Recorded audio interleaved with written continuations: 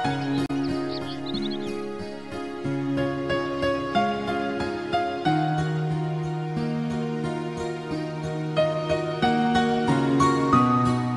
Papi Tamba, bonjour. Bonjour. Coalition FCC Cash. Coalition FCC Cash, c'est important et ça la combiner. C'est-à-dire, quand on va cadre que ça marche très bien, les Libala, nous c'est dans les bandés. Mais le coup la FCC, déjà il y a un moment FCC. Il y a déjà un grand regroupement en masse, parce qu'il y a des partis politiques en masse. Pareil pour nous, côté cash, aux IDPS, aux INC, et ça peut partie des masses. Alors, il faudrait que, dans le niveau à l'icolo, qu'on intègre la masse, pas comprendre des peu coalition. Pas comprendre parce que ceux qui n'ont l'icolo, au monde que ça marche, mais dans le niveau assez, l'impression que j'ai, l'ingui coalition en côté, ça veut dire que comme une bombe à retardement. Donc il faut communiquer pour nous expliquer les bien fondés dans le. Alors, l'idée est de ça. Tout bandako qui est faire, que bandako ça ensemble. Ça veut dire que ça a un niveau institutionnel que au gouvernement pour la piste, la poste, non. Il faut un niveau cash par exemple, que tous une dame communicateur, tous une dame communicateur FCC, vous formez bloc. Tous une dame tous une dame comment intégrer la masse, la base, la mécabolanda. Sinon, vous allez bon par retardement.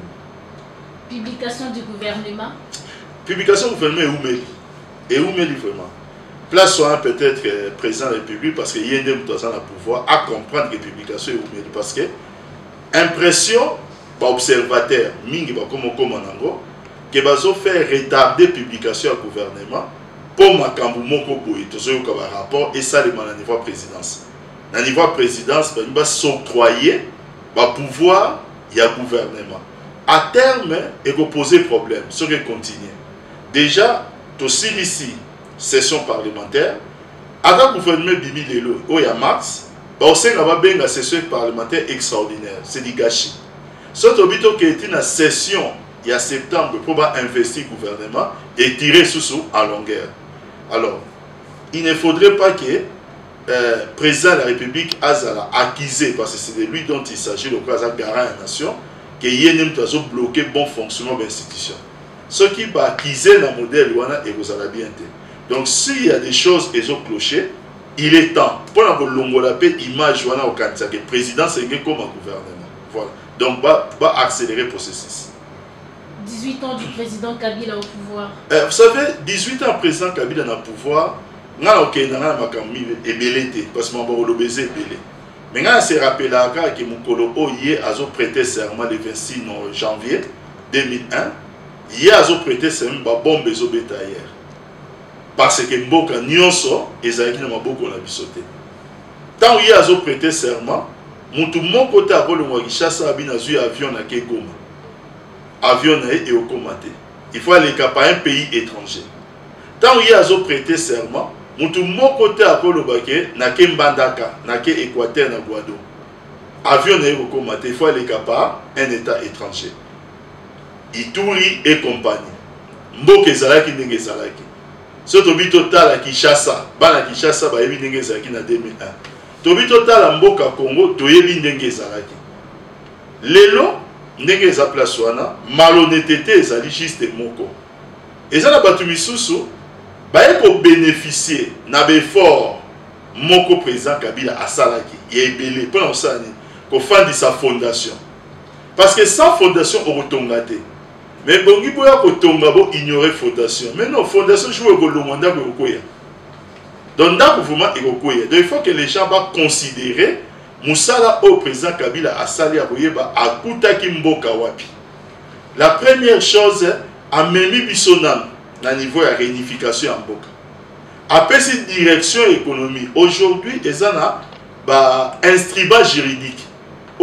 Notamment nouveau code minier, notamment code d'assurance, notamment atiki pe ba projet mususu lokola ba so mouton o ba benga ba so mouton lokola ba projet à mai au niveau à ville à Kinshasa, il faut se le dire.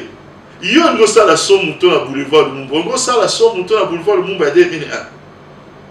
À un moment, tous les Kabilo comme sous maison en sens fondation, il y a un des salles à la force en date. Président Félix Tshisekedi. Le président Félix Tshisekedi n'est pas place soana et Sengeli topé sa chance en tant que président de biso pour Kamamboka. Place soana na opéra na meka. Koloba muke peut-être demandé qu'on a biso ya Lamuka. À un moment, il faut bilo comme ça la un peu dépassé. Aujourd'hui, Naï Papitam, na linga président Félix, na linga été. Il y a un fait. Dans le mois de septembre, à Okena Oni.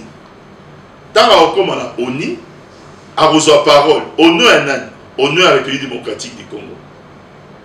Et pour engager na linga été, na linga été. Maintenant, pour l'intérêt, il y a un beau cannabis. Qu'est-ce qu'il y a lieu de faire? Donc, il y a une discussion interne pour améliorer la gouvernance. Ainsi va la démocratie, c'est normal. Avant que Asala et Loko Mokonga Binaza d'accord dans le côté. Mais tout ce qui s'emboca n'a pas marché.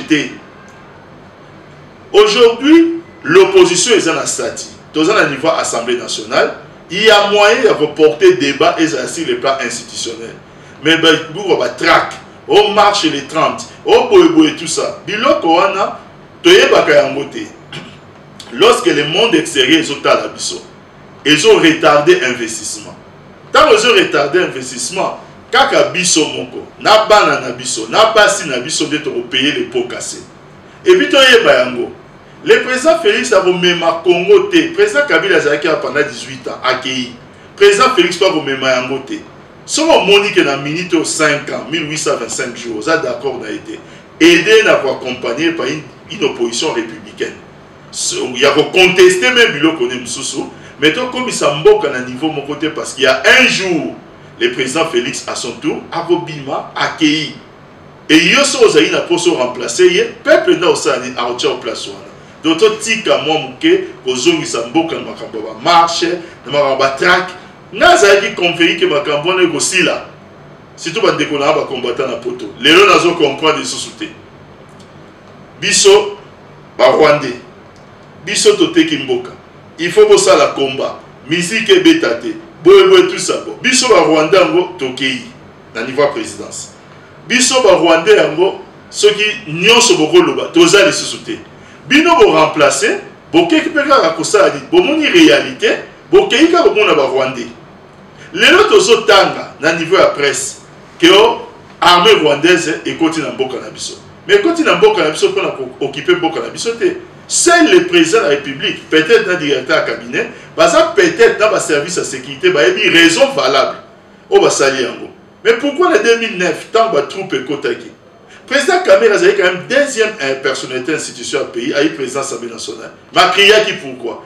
À comprendre que ça, la même démarche, où il a sali les lots, on a comprendre que peut-être des amis pour a besoin de paix. Moi, je ne suis pas là pour critiquer une telle décision, puisqu'on a évité. Contour dans les années. Donc, on peut sa président de la République chance, parce que les lobos se rendent compte que Biloko Nyonso Oyo, Boataka qui président Kabila, président Félix, mon collègue président Kabila, il va plus loin et pas Rwandais. C'est-à-dire quoi? À cause d'un rapport très privilégié dans le président Kagame, pour des raisons de paix. C'est lui avoir expliqué en gros. Nous avons critiqué en gros. Moi, si Naïe, la distinguée première dame, accueilli qu'on soit là, réfugié, Nakata Rwanda et Nabongo.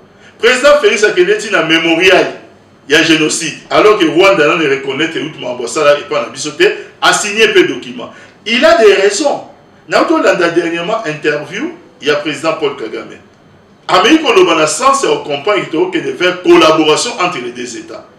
Alors, pourquoi nous avoir accusés par le passé alors qu'on a fait moins que ce qu'on fait aujourd'hui? Et Sengel est réveillé pour comprendre que les affaires de l'État, géreront une émotion. Donc voilà, Bopé sa président Félix Chance. Merci.